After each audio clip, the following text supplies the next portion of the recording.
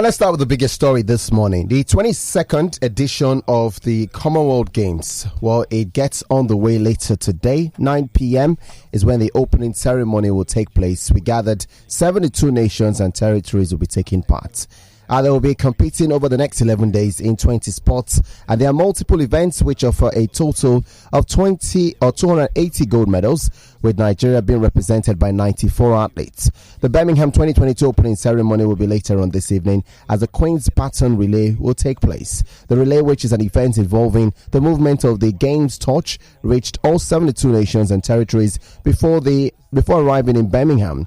The sports featuring at the Games are cycling, athletics, gymnastics, triathlon, swimming, weightlifting, rugby sevens, hockey, beach volleyball, judo, lawn bowls, table tennis, squash, netball, boxing, powerlifting, and wrestling. We'll also get to see women's T20, 3-on-3 basketball, 3-on-3 wheelchair basketball. There'll also be esports for the very first time, but it will not be a medal ranking event. For Team Nigeria, we gathered there would be athletics as well, 33 men and women, 9 boxers, 4 judokas, 5 power athletes, 8 powerlifters, and 7 power table tennis players. They will be complemented by 9 table tennis players, 9 weightlifters, and 10 wrestlers. So there's a lot to look forward to when the event gets on the way later today. All right, let's go on to golf now. The 2023 LIV Golf schedule will not compete with the majors, international team events, or heritage events, says event organizers. Next year, 48 players will play in 14 tournaments with $405 million in combined purses, with the choice of playing in the more traditional tournaments. The announcement comes before the start of the breakaway Saudi-funded series third tournament, where play begins in Bedminster on Friday. Driving with Formula One, Porsche have acquired 50% of Red Bull in a bid to return to the circuit. The news should be made official in the coming week. Audi and Porsche, the two powerful German firms, have been in and around the F1 news for weeks, looking for the best way to enter the sport, either alone or in partnership with an existing team. And it seems that Porsche will do it in style, buying half of the Red Bull team, which dominates the championship, alongside Mercedes and Ferrari. It has not been made official, but several documents revealed by Motorsport Hollander hint at an announcement next week of an agreement with the Volkswagen Group. And Kyrie Irving has been a mixed blessing for the Brooklyn Nets, but despite rumors he could be tempted to move elsewhere, the latest reports suggest the point guard wants to stay where he is. What's more, Irving doesn't see his future as connected to teammate Kevin Durant, whether the latter stays or goes this off-season. Irving sees himself at the Nets next season. It's no secret that Durant has been controversially trying to force his way out of Brooklyn. His trade request rocked the NBA and even drew criticism from League Commissioner Adam Silver. The team that have been most heavily linked with a move for Durant in recent days have been, curiously, Irving's former team, the Boston Celtics. Let's head now to football stories. The Confederation of African Football, CAF, has denied knowledge of any bid from Nigeria to jointly host the 2025 Africa Cup of Nations, insisting the tournament will be staged in Guinea. Nigerian Football Federation President Amaju Pinnick had been quoted as saying that Nigeria has put up a bid to co-host the 2025 AFCON, citing the political situation in Guinea that has been under military rule since a coup last year. Some media reports have suggested that the event could be moved away from the West African nation, but a top CAF official says neither his organization nor Guinean football officials have discussed such events. In his words, the host for the 2025 tournament remains Guinea, and that has not changed, he told BBC Sports Africa. We had not discussed anything about a replacement or received any communication from Guinea about the inability to host. At this very moment, everything is on track for Guinea to host, and there is no reason to suggest otherwise.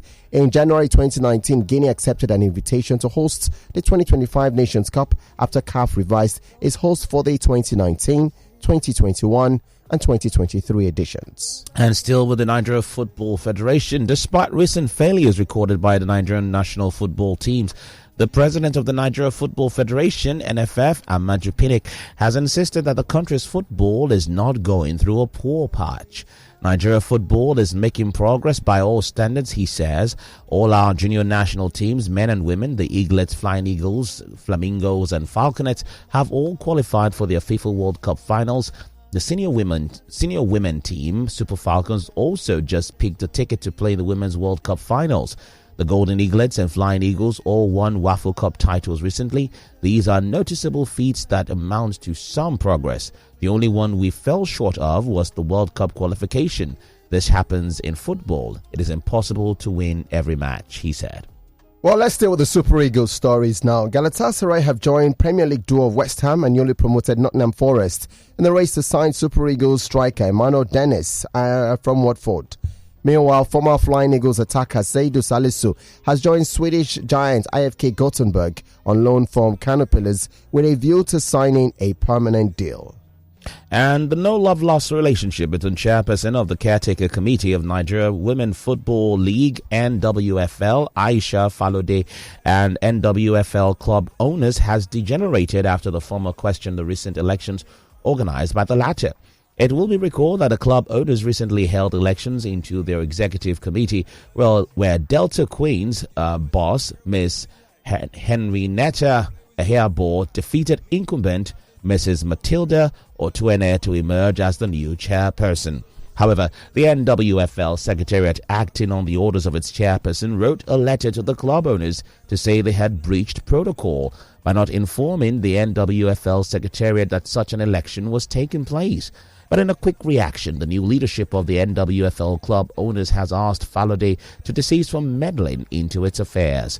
The association, in a press statement, insisted that the club owners are absolutely independent in all ramification and are free to conduct their elections without recourse to the NWFL. Well, there's good stories coming out of Manchester United finally. We gather United have completed the signing of Argentina defender Lisandro Martinez from Ajax in a deal worth up to 67 million euros. He joins the club on a 5-year contract which keeps him at Old Trafford until 2027 with the option of a further year. Also, Everton are set to land Burnley wide man Dwight McNeil in a move that could be worth £20 million. The 22-year-old was at the Toffees Finch Farm training ground for a medical on Wednesday. And Borussia Dortmund striker Sebastian Haller will be out for a few months having surgery on a testicular tumor. The Ivory Coast forward, who's 28 years old, was diagnosed last week during the team's preseason training camp in Switzerland. Haller joined the Bundesliga side from Ajax earlier this month for €31 million after a short spell at West Ham. And finally, TYSON FURY from boxing has confirmed he's in talks to return to the ring against Game of Thrones star Hafthor Bjornsson at a London stadium in November. WBC champion Fury confirmed his retirement from boxing following his knockout win over Dillian Whyte at Wembley Stadium back in April. But now he's already talking about coming back for an exhibition against Johnson, who beats fellow strongman Eddie Hall in March, with the clash reportedly set for an unnamed London football stadium this year. And that's the news, Hound.